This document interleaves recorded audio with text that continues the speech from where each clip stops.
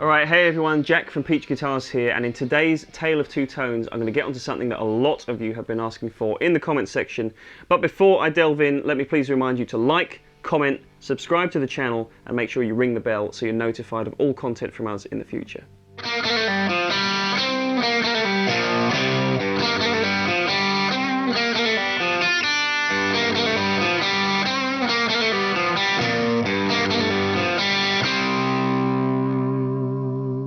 Alright, as I say, this is one that's been asked about a lot in the comment sections, which is quite surprising to me, but I guess he is a huge staple of modern day guitar playing. So I'm going to have a stab at focusing on a couple of different eras of tone of Mr. Josh Homme. So he's best known for his work early days in the band Kyuss, and he really pioneered that stoner rock, doom rock kind of thing with the low-tuned guitars and the real fuzzed out kind of tones, and then into the modern day he's really pushing into more of a songwriter direction with Queens of the Stone Age. Okay, so as always the case with these videos, what I'm going to do is break this down into Rig A and Rig B. Rig A, I'm going to focus on the kind of Kyuss and early Queens of the Stone Age era tones, which consisted mostly of a humbucker-loaded guitar tuned down to C standard tuning and just an incredibly loud and distorted amp. But I'm actually going to use a slightly different variant on that theme, as you're going to see when I come onto that. Rig B is basically what I'm holding. I'm going to use this Gretsch into the Tone King, Sky King, and I'm going to get some of the more modern tones that he's had happening, again with a few choice effects on the floor. Basically, I think anything that Josh Homme actually does with a guitar is always very interesting, and it's certainly very different to what a lot of other guitar players do, and that's probably why he's so highly revered and so interesting to a lot of people to try and figure out just what's going on the equipment side of things to make those tones happen. So, without further ado, I'm going to give it my best shot.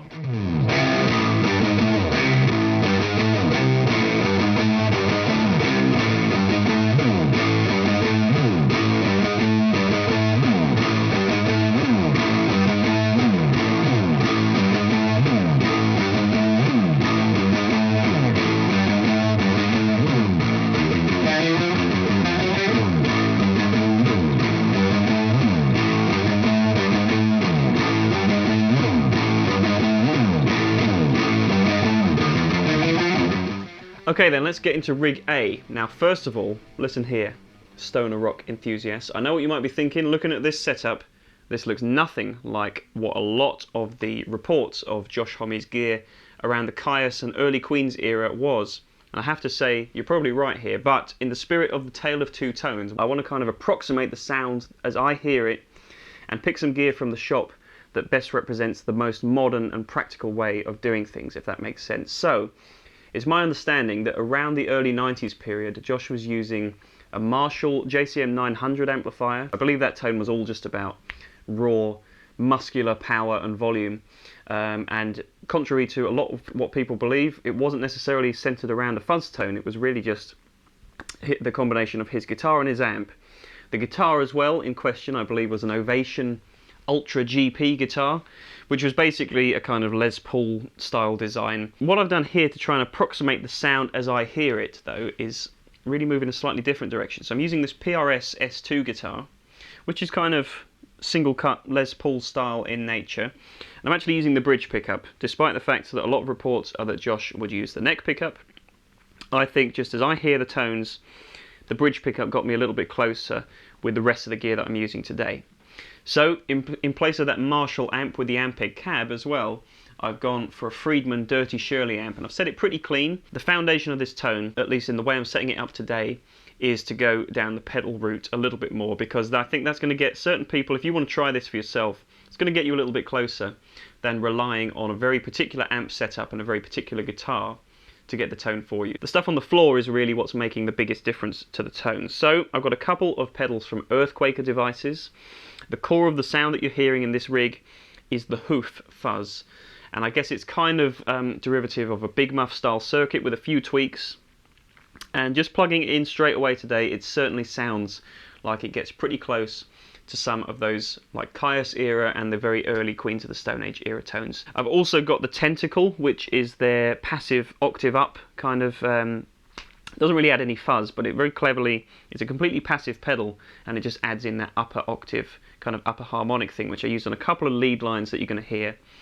I've also got, from Death by Audio, the Interstellar Overdriver. which I'm using to kind of simulate a little bit more of that cranked amp sound. And you hear me kick it on every once in a while, and what it actually does, because it's placed after the fuzz, is it tightens up the fuzz tone. So when I'm going for some chunkier rhythms that rely a little bit more on palm muting and sort of a staccato kind of tone that Josh's tone seemed to have pretty much all the time. So the interstellar overdriver is helping to achieve that in conjunction with the fuzz. So as I say, a little bit of a different approach than what most people know him to have used. I can't say that I'm incredibly well versed in these sounds or the songs that I'm referring to here, but I wanted to try and get in the headspace a little bit, at least, of what Josh Homme might have used at that time, and I think it certainly puts me in the right frame of mind to get some of those massive doomy stoner riffs happening.